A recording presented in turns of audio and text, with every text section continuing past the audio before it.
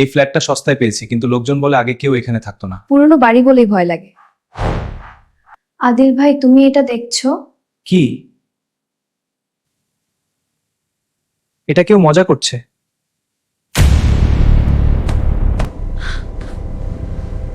আমাকে পাঠা।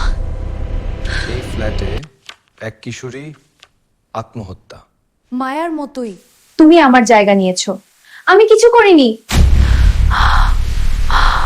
মায়া, দরজা খো। আইটা টাইচ। মায়া, আমি 18 বছর ধরে বন্দি, আমাকে চিন্তা।